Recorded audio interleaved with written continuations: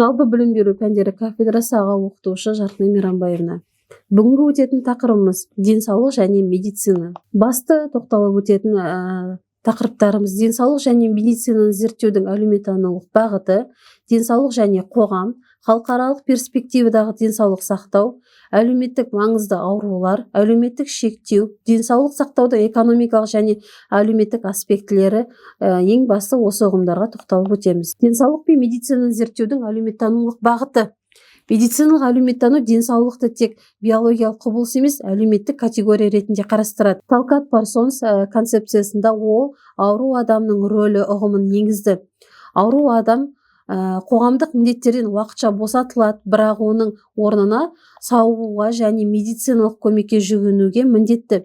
Әлеуметтік детерминатор адамның денсаулығы оның табысына, біліміне, тұратын ортасына және әлеуметтік мәртебесіне тікелей байланысты. Қоғам дамуымен бірге аурулардың сипаты мен оған деген көзқарас та өзгеріп отырады. Дәстүрлі қоғамда көбінесе ауруды Құдайдың жазасы немесе табиғаттан тыс күштермен байланыстырып отырады.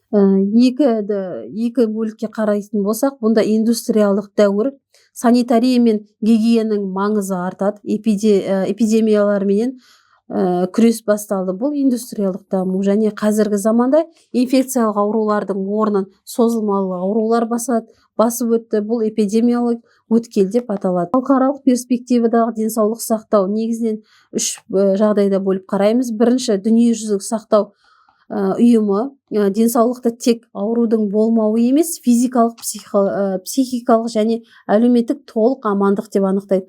Ал екінші, жаһандық теңсіздікте дамыған елдерде медицина технология негізделсе ғана емес, дамушы елдерде де қарапайым вакцинация мен таза су мәселесі әлі де өзекті.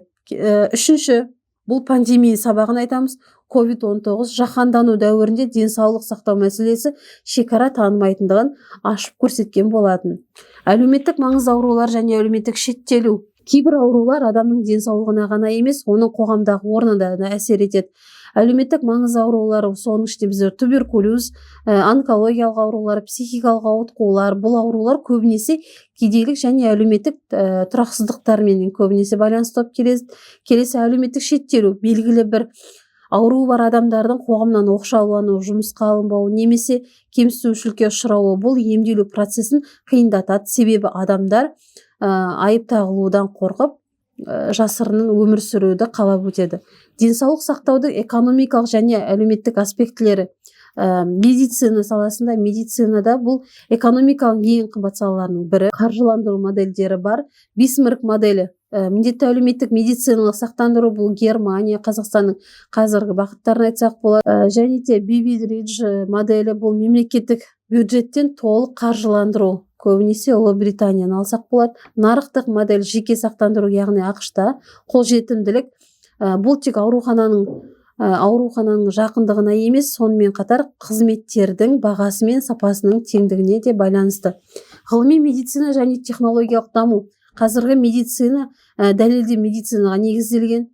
Биомедицина бұл генетикалық инженерия мүшелері, трансплантациялау және жасанды интеллект арқылы диагностика қою болса, этникалық мәселелерде бұл клондау, сонымен қатар генетикалық модификация қоғамда үлкен пікірталастар әлі де тудыруда.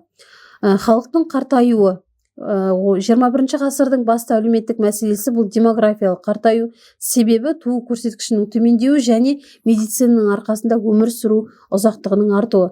Негізгі салдары денсаулық сақтау жүйесінде жүктеменің артуы. Бұл бізде ең басты салдары болып табылады. Қорытындылай келе, денсаулық сақтау жүйесінің тиімділігі тек заманауи ақпараттармен емес, қоғамдағы әлеуметтік әділдікпен, әрбір азаматтың медициналық көмекке қолжетімділігімен және салауатты өмір салты мәдениетімен өлшенеді. Назарларыңызға рахмет.